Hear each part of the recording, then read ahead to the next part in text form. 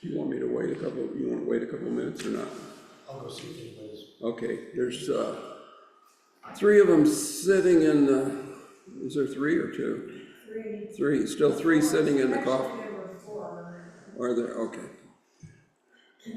He will invite them, but I don't know if they'll come.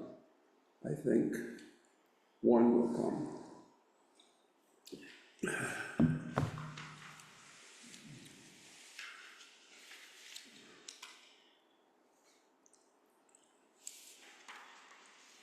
Do you need extra help on, Good Shepherd's next Tuesday? I mean, The third one, do we need extra help? from Good Shepherd, on Good Shepherd's Tuesday that I was wondering. Not necessarily. We have, right now, on a regular basis, we've got about 5 or 6 board members out of 10 who were there every week. So, That's good. They know you're about ready to start, people were standing up. Now, I don't really know whether that was their. They were leaving. I maybe 1 will come in, maybe not. I think it's Mary's teaching, so I don't know. yeah, that's true. Yeah, I know Chip usually doesn't come in, and I'm not sure why. Darren may be here because his wife's on altogether, I don't know. She's not. She's not? Okay. Well, then Darren just came early so he could watch the game. What time is the game? 11. At what time? 11. We'll have a small service. Yeah.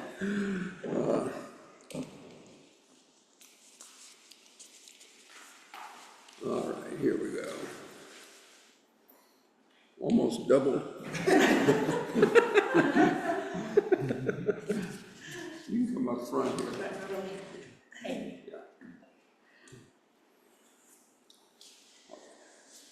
I'll go ahead and start. If more people are going to drift in, that's fine. What I've handed out to you is I'm going to walk through this, and Nadine and I will make comments as we're going through this.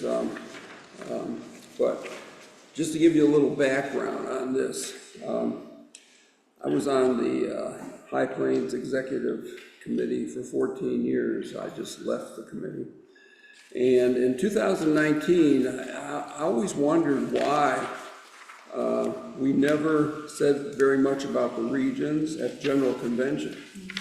And Diocesan Convention. Diocesan Convention. And we do have the convocation for the regions, and that happens about usually anywhere from 30 to 60 days before General Convention. And that's really where most of the discussion takes place about the regions. Before Diocesan. Diocesan Convention. Diocesan, yeah. Before Diocesan Convention. So in 2019, I decided I was going to do a write-up for all the regions and actually take a booth at convention and hand it out. And I actually worked with all 5 regions, and they were very cooperative. And I did the same thing in 23. This is what you have here, but I've updated it for current, what it is. I actually put 2 table of contents in here for a reason. I shortened what you have in your hands now just to talk primarily about High Plains region. And, but I also showed the table of contents if you were to look at all 5 regions. And I think Dave picked up 1, but there's about 5 full copies in the back that talk about all the regions. So if you're done and you're curious about the other regions, you can pick up that copy, and it has information that is a little bit old, 2022. The discussion just talks to you a little bit about the regions, and then the next page does a map. And at Diocesan Convention this year, they handed out a better, not a better map, but a little bit different. You got this one. This is the same map, but you don't have this one. Oh. If you look on the back of it, all the churches are listed there with their address. So that's why this one is real handy. So if you want to know where the various churches are in the High Plains region, it actually shows you the address, and you can actually look it up for each of them.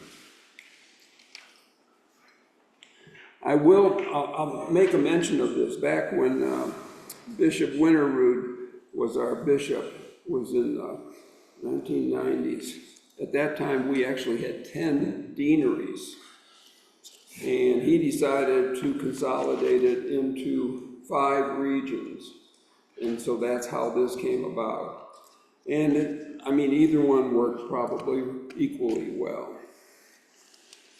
Okay, next page is the document that a lot of people haven't seen, but this is actually the document that was approved by the Diocesan Convention in 2008. And what it lists is exactly what the diocese is expecting from each church in the diocese. And you'll notice that first resolve, it says, assessment, let's see, that the Diocese of Colorado hereby sets the program of mandatory assessment. Notice the word mandatory. Assessment to fund diocesan activities as described in Canon 5, Section 1 as a minimum of 10% of the unrestricted, and this always comes up, plate and pledge income of each parish and mission in the diocese to fund the diocesan budget. The second one has to do with the regions. And it says that in addition to the program of mandatory assessments of 10% to the Diocese of Colorado, each parish and mission is encouraged, notice it's not mandatory, encouraged to contribute an additional 5% of their unrestricted annual plate and pledge for the support of regional activities. And then it goes through and talks about it. And if you'll look on the back of that page, it's kind of interesting. You'll notice the last person that signed it was our former rector. So he was part of that 12-person committee that actually set this up, and to this day it is still the requirement for churches in the Diocese of Colorado. Questions? People always want to know what the exact language is and what it means and so forth, and that's the exact language there. So each of you now have that. So if anybody ever asks you, you can say, oh, I know where that is, and you can go find it. So do we actually give 5%? We give 2%. We actually gave less than 1%, and then we entered into a campaign, and we were trying to increase 1% per year. We got to 1, we got to 2, and then our budget, we were trying to have a balanced budget. And if you go up to 5%, it becomes a significant number. And so the vestry has chosen not to increase that number at this point. I'm going to show you, the 2% is pretty much in line with what the various churches in High Plains region give. And I'm going to show you all those numbers, and you'll have all these numbers. Okay, the next page begins to show you, and although this is 22, it hasn't changed a lot. This gives you the plate and pledge by regions, the diocesan pledge, and it also shows you the regional pledge. One reason that the High Plains is actually the highest at 9.33% is Bishop Rob worked a deal with the cathedral, and they wanted to give 15% and to the diocese and the regions. And Bishop Rob suggested that it would be nice if they gave 14% to the diocese and 1% to the region. And so that's why that number, actually, you see there under diocesan pledge, High Plains is 9.33, and part of that reason is because the cathedral's giving 14%. And that's 2020, this is 2022 data. Yeah, and the numbers are still the same. Are they? Yeah, Okay. and the percentages are almost identical. And then the regions out there, you can see, we're a little bit under 2%. So there's numbers if you want to kind of look at numbers and see what the numbers are for the various regions. Okay, if you turn the page, you know Jim's an engineer, so he likes numbers. Okay. Regional support, and actually this has gone up, and Nadine knows this, we're actually, High Plains is at about 100, well, we see that we're actually a little bit above 150,000. The Front Range and the High Plains region are the two biggest from a regional support for the diocese and for the region. And so this is always one of the concerns that the western part of the state has because a lot of the money that goes to support the diocese is coming out of the Front Range. We kind of equalize this on the standing committee because each of these regions gets 2 representatives. So on the standing committee, it's a little bit more equal from the numbers. But there's a set of numbers for your edification. Okay, next page shows the same set of numbers. I actually showed the average Sunday attendance, 19 and 22. Number of churches, and then the regional pledge. So you've got all that information there also. And these numbers are pretty representative of where we are today. And like I said, I'm not going to spend a lot of time on these numbers unless you have questions for me. Again, the next page shows both the income for the various regions and then the grants. And then what I tried to show here is the number of grants in each region. And we're gonna look at this in detail for the High Plains region, and Nadine can make a comment about several of the grants and yeah, you can probably make a comment about all of them. But the nice thing about this is about 90% of the income that comes into the region goes out in grants, which I think is pretty exciting. And the only reason it doesn't all go out, the executive committee for the region, just so you know, none of them get paid. So it's all volunteer work. The only cost really involved is in both Front Range and High Plains. We do have an administrator in both of those areas. And so that's the major cost in there. We do have well, you can look. And she does a bunch. She does a whole lot. She is very, very good. Yeah. The next page just shows you each of the regions and the current missioner for each region. And you'll notice there that I think there's one new one, and that is for Northwest, the Reverend Jeremy Lucas at the church in Steamboat Springs. Actually, these people get paid a small amount, and it comes out of the diocesan budget. It doesn't come out of the regional budget. And this is a team of people that meets with the bishop on a regular basis to talk about what's going on in the regions and exactly what the regions are doing. Mr. Brian Winter has been probably for about 5 years now as the regional missioner for High Plains, and he does an exceptional job. He's really good. In fact, he's so good, we tried to talk him into one time running for a position on the bishop's staff, and he deferred. And so, these are the key people. Interesting enough, you can see there. Well, I put Mr. Brian Winter. It should be Reverend Brian Winter. 3 of them are rectors, and 2 of them are lay people. Terry Schechter is a deacon. Yes, right. Yeah. Deacon, and then you got 2 rectors and 2 lay people.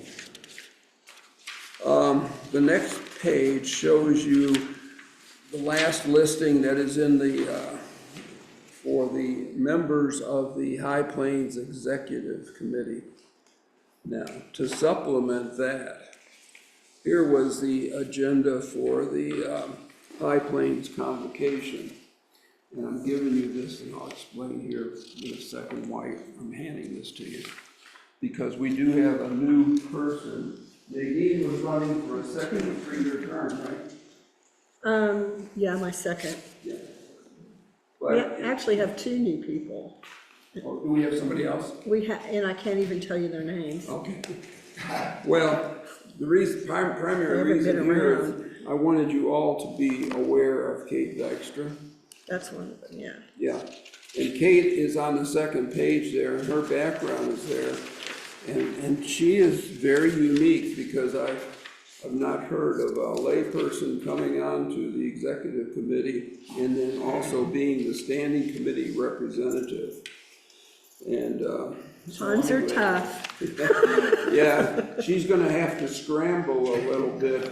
Plus, she just had a baby. Plus, she just had a baby. She's still, I think, still on maternity leave. Yeah, and, Maybe to not. jump on the standing committee without spending a couple years on the region, she's gonna get up to speed, but if you read her resume, I suspect she can get up to speed very quickly. Yeah, Yeah, Yeah, she's a Swanee bred, yeah. yeah. And she's from the cathedral. University of the South. And so so that's probably given her a jump too, because she's been, the cathedral's pretty important. Right, yeah. I'll tell you a little story about that. When I was on the High Plains region, first 2 years, I was just on the region. And my third year, I was at a meeting for the executive committee at St. Luke's, and after the meeting, Jay Swoop said, "Can I talk to you?" So we went over in a room and talked. And he said, "I've watched you for 2 years, and I think you're really into this and you're really doing a good job." And he said, "I'm coming off the standing committee as the lay representative. I'd like you to run in my place." And I said, "Well, I'll tell you what, Jay, I'll think about it. I'll talk to my wife about it and I'll let you know." And I got up to walk out. He said, no, sit down. And he said, "If you accept to do that, we'd like you to be the secretary for the standing committee also, so you can take minutes for all the meetings." And I said, "Well, okay, I'll think about that." And I got up again. He said, no, sit down. He said, "And if you accept those two, we'd like you to be the representative for High Plains region on the Diocesan Finance Committee. And it's not much work," he said. But so he said, and I think that would be good for you also." And I just sat there, and he looked at me and he said, "That's all." And the funniest part about that is at that time, the person that was the dean at the cathedral, about 2 weeks before the election, he put up somebody from the cathedral to run against me. And I called Jay and I said, "Jay, Jay, many of you don't know Jay Swoop, but he attends the cathedral." And I said, "Jay, why are you guys you asked me to do these things to run, and now you're putting somebody up from the cathedral to run against me?" And Jay goes, "I don't even know that person." Yeah. But he said, "You have to understand, the cathedral believes they should have that position because they're the cathedral. So they have to put somebody up to run." And we had the election, and the day of the election, the person didn't even show up for the election. So I got elected. Okay, next page, and this is where Nadine can talk a lot about various organizations. In fact, right now they're going through looking at grants for 26. And this is the grants I'm showing for 24 and 25. And you can understand a little bit about where this money is going. And we'll just take it from the top, and we can do this really quick. Remind us what page you're on now. Yep, turn the page right there. We don't really need to go through the numbers. Yeah, you carry this all in your head, right? Yeah. Prince of Peace in Sterling, small church, they're just looking for support out there. Our last two bishops both said they'd like to have a presence in the northeastern part of the state in Sterling, and so they've encouraged us to continue to support them. HAT is Homeless Awareness and Action Task Force. I don't know, have you had any work with them? Yeah, not a lot. I know about them.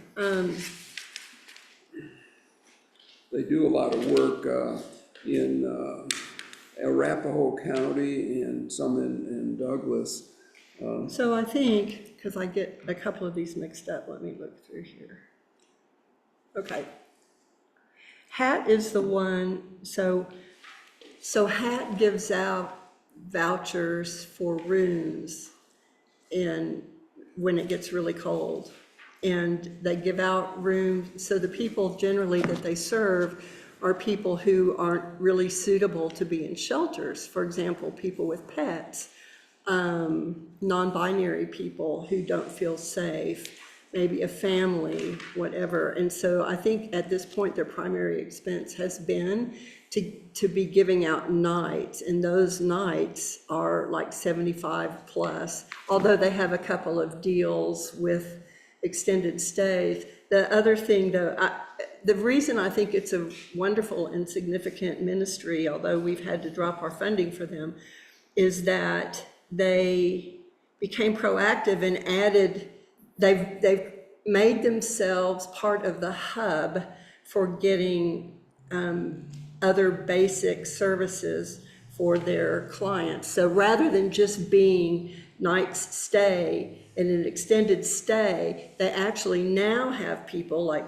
I think, social workers or other people that, because they now have a captive audience, instead of letting them back out on the street, you know, to fend for themselves, they've got people who can connect them with other services. And that's pretty critical. Any place, that would be kind of a dream thing for St. Clair's to be able to do that, because we see so many people down there, and sometimes folks just need to keep getting exposure to those resources, and finally one day one of them will grab them, not literally, but they'll feel like they're ready, you know, for that to happen.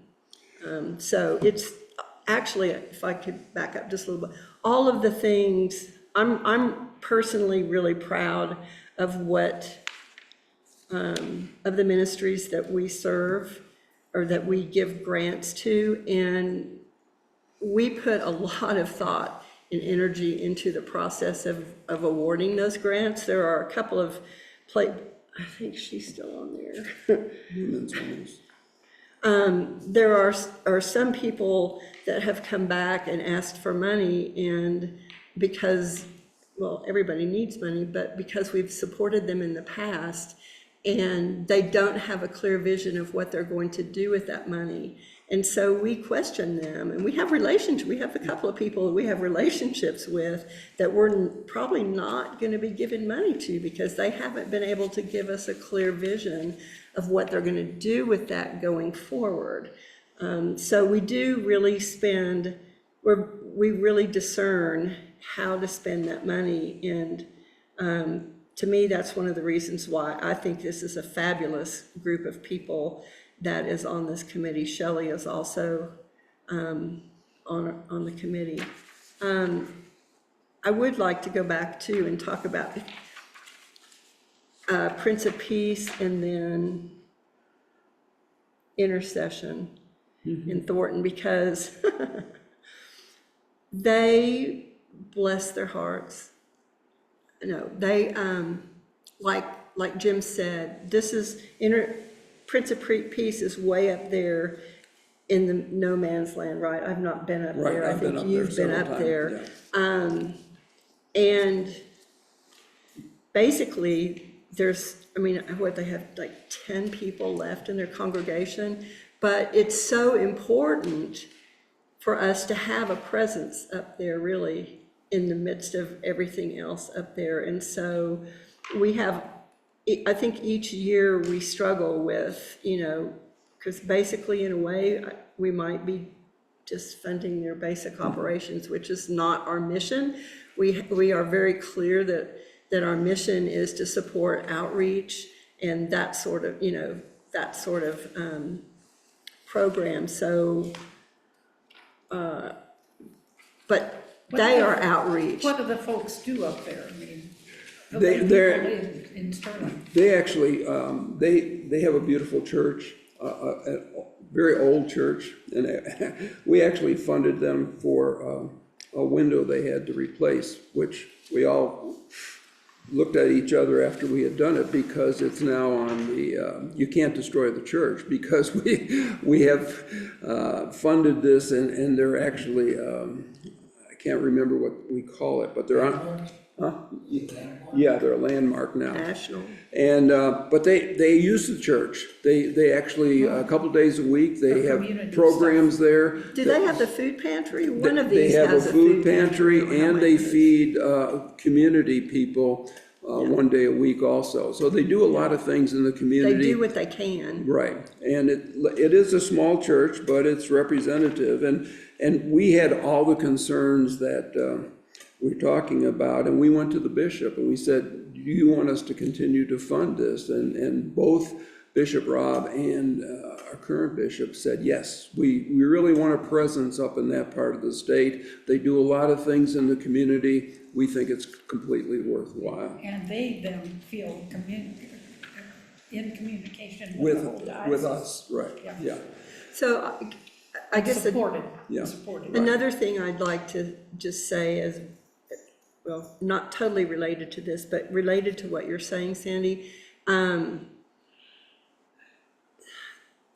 Our region, because of Father Brian, makes a really, really big, major effort to include the small churches, because we have several really small churches that are just barely hanging on. And so we've done programming specifically for them in the past, where we got everybody together to try to create a community to show them you're not all by yourself.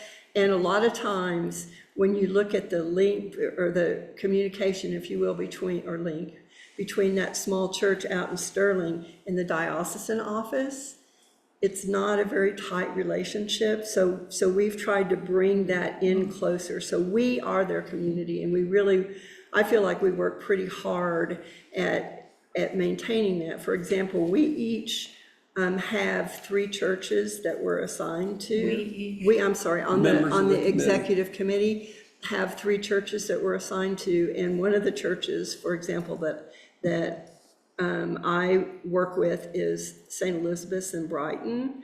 And so I'm in very close contact with Terry, the vicar there, and I go up there. I've gone up there a couple of times to assist with services and do other things up there. But mainly, it's to be in communication with them, because it's so hard, and I understand this, for the diocesan office to be real responsive. And so we are.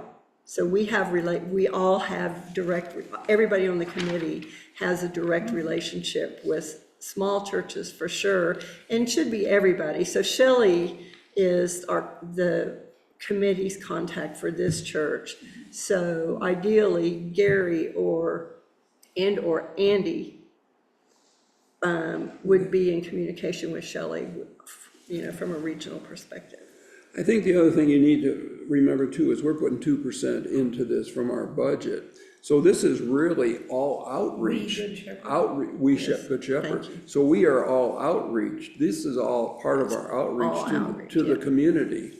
And actually, I think that's what gets me excited about the regions. They do a lot of exciting outreach when you look at every region. They know what's going on in their region, and they're more in a better position to work with those than the diocesan office. And I think it's pretty impressive, really even when good you know spin. about this list and how many different outreach we're doing in our region. I think the one I'm probably most proud of, is she on here? Holy Companion? Yeah, it's Sterling Ranch Church Plant. Oh, That's okay. the plan. And they're no longer they don't have to apply for a grant every year, because High Plains has given them a $40,000 a year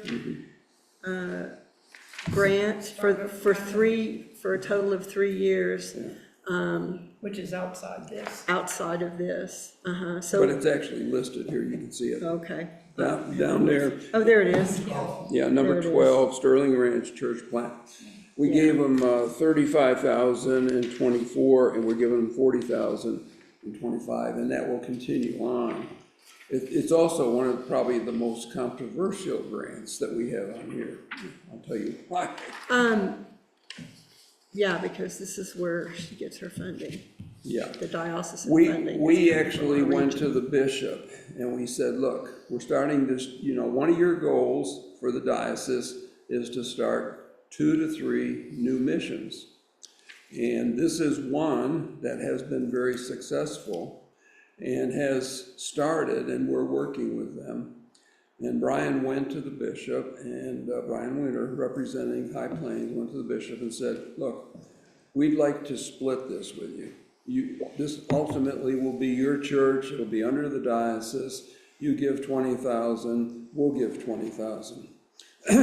They came back to us and said, we don't have money in the budget for it, so you're gonna have to fund it. I don't think that has set well with most of us over the long run. Now, be fair, the bishop has a separate budget and she has put some money into Sterling Ranch. And if you've watched the notes that are coming out from the National Church, all 3 of us were at they had a Fundraiser. funding, and they raised $7,000. Since they've raised that, they also got a $10,000 grant from the National Church. And this last week, they got a $20,000 grant from the National Church as a startup. So they've gotten almost $40,000 in the last probably month and a half. The church, the grant from the Episcopal Church, the National Episcopal Church, is for the interfaith organization that she's a co-founder of. Right. And Not that's- Sterling Ranch, not That's the not Holy 10,000, Companion. and the That's 20,000, the 20,000 is for starting a Yes. new church. Yes. Right. So they've gotten some really good funding from the National Church, which should help them. It's a very unique church, started with a block party, and it is all faiths, and I think they're doing extremely well. The person that is leading it used to be an assistant at St. Timothy's. She's amazing. She moved into Sterling She's a Ranch. go-getter. She Right. is. And just- she's done very well. And you can see it's the biggest grant in our budget, but it's exciting to start a new church. By very well, I think, it's not a rich church, it's just, it's a bunch of families that, that have met in each other's homes, and it's a lovely community though, and hopefully, I think,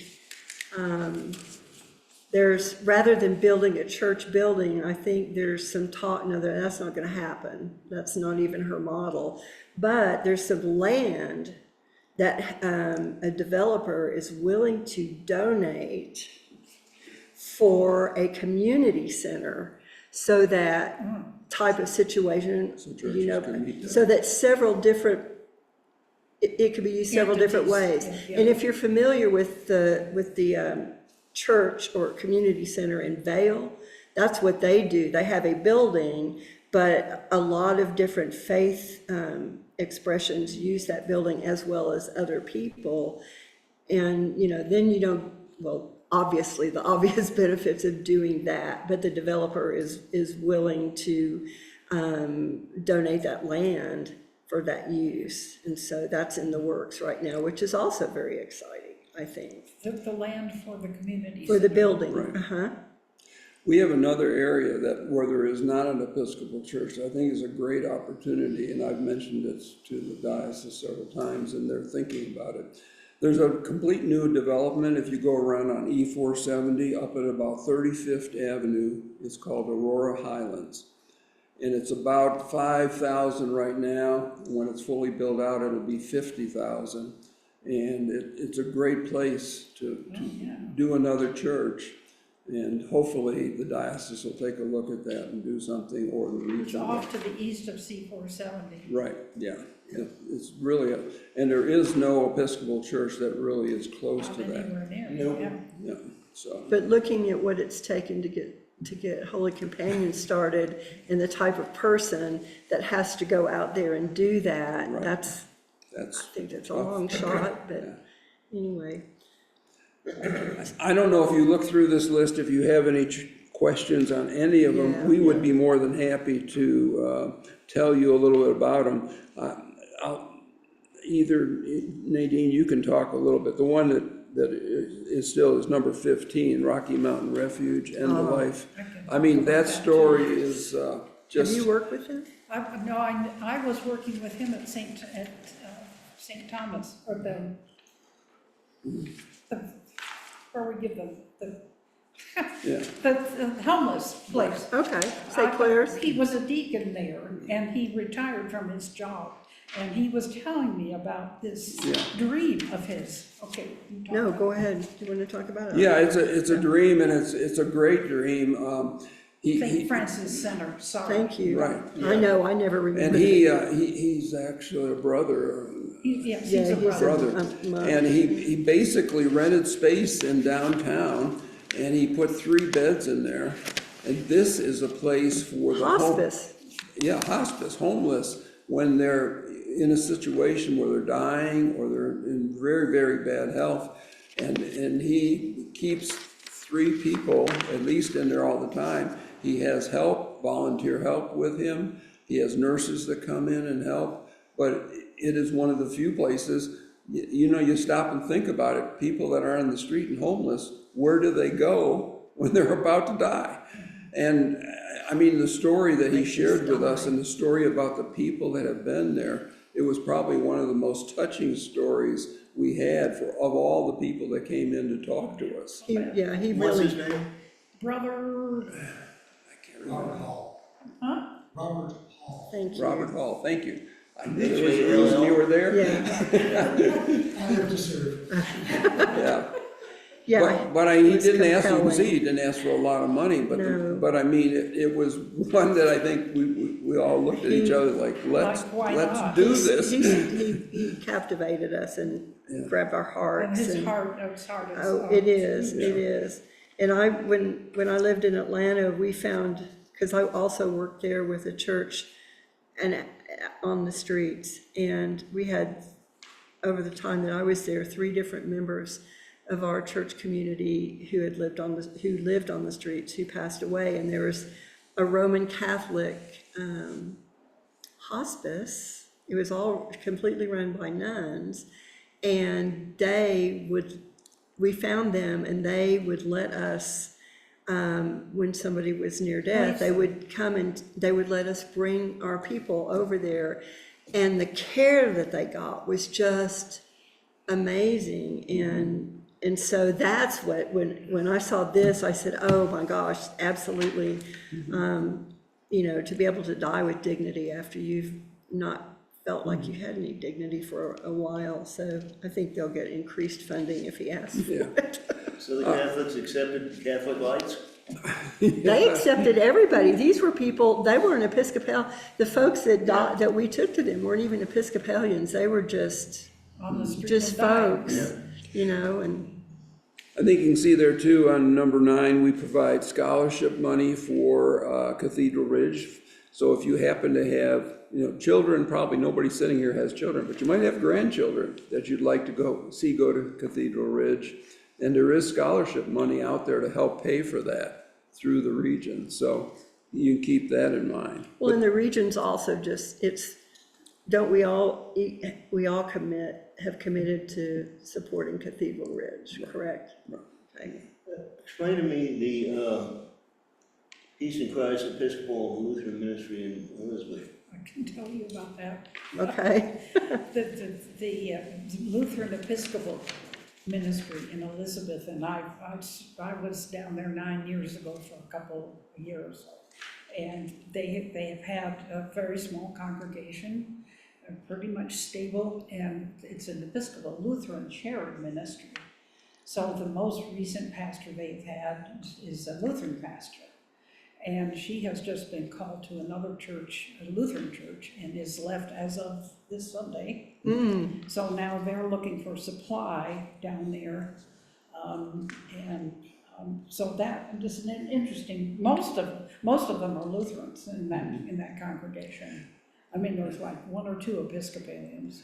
Dave, they came to us in '24, and basically they needed to make some immediate repairs Their front door was leaking and weather and so forth. And they asked for a grant to try to do that work for the church. And so that's what that money really went for. And, And we don't generally do that kind yeah, we didn't, but I mean, yeah. I think we see it as money going to the They church. got more Lutheran support than of, right, Episcopal support. right. And we do, sorry, Nan, go ahead. Okay. How many churches in the diocese are shared churches as the Episcopal Lutheran there? I know Buena Vista is Episcopal Methodist. Yeah, yeah. I don't know, Gary, you might know better than us. What was the question? How The many- question was, how many are Episcopal and Lutheran together? I think that there are three. Name two of them. Yeah, there's this one and, Buena Vista. what? Buena Vista.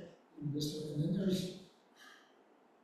there's one that's really sort of run with supply clergy. Guy's name is Robert, there's a lady Oh, down at, down in the, like, yeah, in the Four Corners area, I'm trying, Yeah. yeah. Uri, yeah. You Ray had a pastor, I reckon. they did, yeah, I think, So anyway. they went through a whole bunch of them. several, like three, I think that there are three that are sort of yoked, we don't have a good way of talking about that in this church. Well, the other churches do, they call them federated parishes or things like that. Our ecumenical office is working on figuring out Good. how to get our canons to work on that. We'll work on that. Oh, yeah. And then, of course, we've got a place like Vail, where we've got several denominations that are sharing a building, but that's a different kind of thing. Yeah. And if you remember, one of the goals of the bishop is to continue to work with both the Lutherans and the Methodists in union.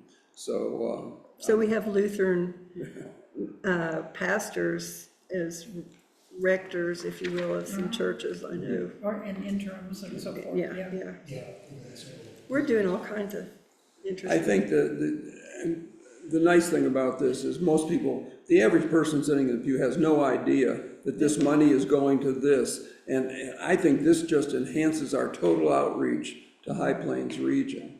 And I think that's the exciting part about this for those of us that have served on the executive committee for High Plains region. I think our region does great work. Every person on there volunteers their time. And I think it's exceptional. And when you begin to see what's going on, it's pretty impressive. But like I said, a lot of people in our parish have no idea that this is even going on. Finish this, I put this in there just so you could see, and it's not confidential. But one of the, as a treasurer for the last 6 years, one of the jobs that I had was to talk to all the churches and find out how much money they were going to give to us for the following year. And so I got to know most of the rectors or the financial people within these various churches. You can see the one church that has continuously supported us is Christ Church Denver. They give 5% of their budget because they consider this part of their outreach to the community. And they have consistently given 5% of their budget to us. So they're giving like $60,000. It says call twice, no response, is that still? These are his notes. Yeah, those are my notes, but I mean, they have continued to give the 5%. I was just trying to confirm that, and their treasurer did not call me back. If I had any concern about that, I know the rector extremely well, and I would have called him, but they consistently have put 5% in their budget. I think there's about 7 or 8 churches in our region that are at 5%, but the overall average is right at 2%. And part of that reason the average is a little bit lower is because the cathedral only gives 1% to the region, but I explained earlier, they give 15%, it just happens to be 14% to the diocese and 1% to us. So, What's the story, I'm curious about St. Michael's. well, Oh, you know that. yeah, he knows it really well. St. Michael's story is I think I that, know about St. Michael's, but I didn't know this, and how that would have an effect on. I didn't know that either. and interesting enough, they come to a lot of the regional meetings. but, you know, they're actually under a different bishop because they've asked for a different bishop. Because of us. Because of, yeah, Women. because of us. And so consequently, but they do come, I mean, their rector comes to most of the meetings that you have for clericus, So, but they don't give any money. Yeah. so their spoke diocesan support and all that goes to some other diocese. Michael's, St. Michael's. I don't know if they even give any money at Denver. all, I'm to be sorry. honest with What you. University Avenue? It's on University. The Yeah, university. I've been there. Yeah. Yeah. It's a very high church. Yeah, They don't Incense and recognize, nonsense. they don't they recognize don't female. recognize our bishop. Yeah. I- Oh, that's female. Yeah, Well, they don't recognize any females. Yeah, I And know. clergy. I've been in a couple of their Mm-hmm. meetings and stayed for lunch. I said to one lady I was sitting across from, I said, "This is too high church for me." She said, "Tell me about it. I was born a Presbyterian."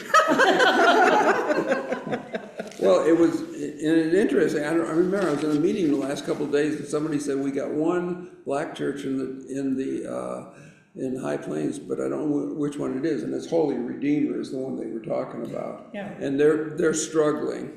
As many of you know, Bonnie Spencer spent 3 years there as their interim, but when she went into that, she said, "But you cannot call me after my 3 years." And so they're now in that space of trying to figure out what they're going to do with that church. Bishop Acton goes to Collins. Yeah. Yeah, right. So, Well, one of the things that I've told Jim this, but I think all of this record keeping that you do keeps all the different entities at all levels of administration accountable. Because there's otherwise these groups will just like not do whatever they're supposed to do, you know, and now it's all right there in black and white. I think the one that surprised me the most was up until, who's the rector down at St. Tim's now? Come on. Kim Seed. Kim Seaman. Until she came there for several years, they were at zero.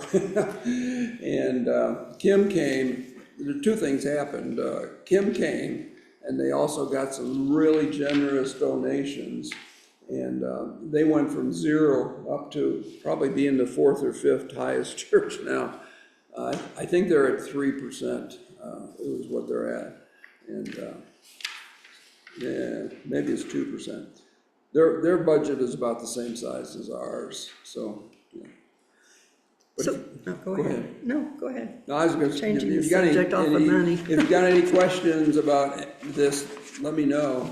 But I gave you my kind of overview on the High Plains region, which I think we're doing exceptionally well. I think we're the strongest region. We have the best missioner.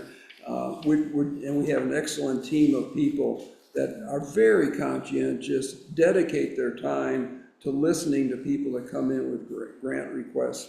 I will tell you something funny though, it happened to me just before Nadine was on there. About 5 years ago, we had the new place up in Frederick. They've opened a building up there. They came to us and they asked for a grant. And of all the presentations, theirs was the best presentation. And so we voted to give them the grant. And the next thing I knew is the bishop called our missioner and said, "You do not give grants to churches in other regions." Really? There wasn't any question about that. And so, It's not that way now, though, is it? I think, well, I don't know. This was Rob. This is Because- not Bishop Kim. Because Front Range gives to St. Right, Clair's. right, so- right. Yeah, I've seen crossover, but I mean, that one didn't go over well. Yeah. But you know, you always have stories to tell. Well, St. Clair's isn't in its own region. It's in Yeah, this region. It's in, yeah. Geographically, I guess it It's is. only, a few blocks from Clacks. Yeah, and they give contributions They from support. the Front Range also, so. So on a non-monetary note, something else, going back to trying to, to communicate and have a community as a region, we've had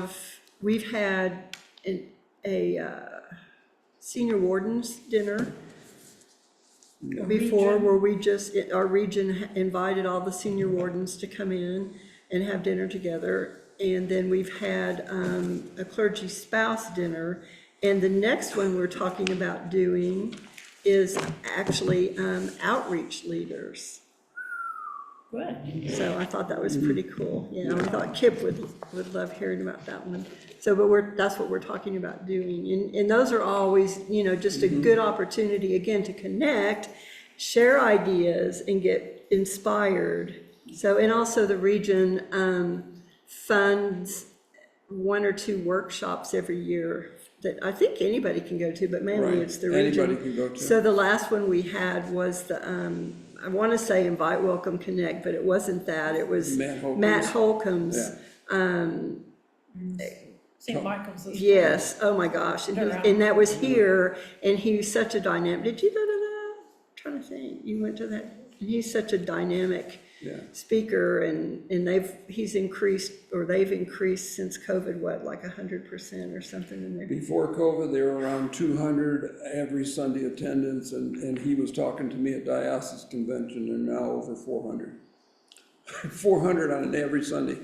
Yeah. That's pretty good over a 5-year period. And I think they're the third biggest Third. budget in the church. Yeah. What right. did you say Diocese. about their administration?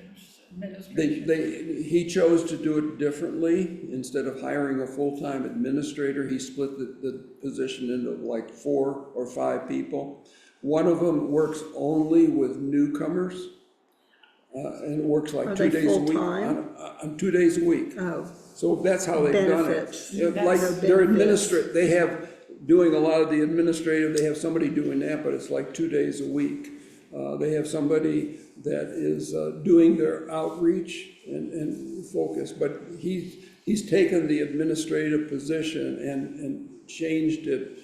From the old model. From the old model, and obviously been successful. Don't have to pay benefits. Yeah, yeah, right. What? Don't have to pay benefits. exactly, there's a big chunk back The into only the thing that budget. surprised me was I was talking to Chuck Theobald, and Chuck goes, yeah, he's really grown, but I think a lot of those people might have come from our church and from our Savior down Well, there. well, if they like that church better, So I need to sort of shut us down. Yeah. And I've got to go meet with Baptizan Peoples. Okay. Thank you. do you all have any other, we could talk. Yeah. I was gonna say one other thing. I actually put all the presentations that I did in the back. So if you happen to miss one, like Cathedral Ridge or something, that presentation is in the back. You're welcome to pick it up. I think the series went well. We covered a lot of different areas. Would we have liked more of an audience? Absolutely. Faith Forum is always But fun. that's the way it is. You know, when you think when the Broncos are starting. Yeah, I know. The Broncos start in 5 minutes. That clock's hasn't been reset. Oh, it hasn't, okay. Oh, no, yeah, it's only 10 o'clock. We gotta wait Or an hour. 2/3 of the church is in the choir. Yeah, Anyway, thank you all very much. Bye, thank you all. Thanks to the audience. thanks, Nadine. Thank you, Jen. Yeah. Jim, has there been any thought given to changing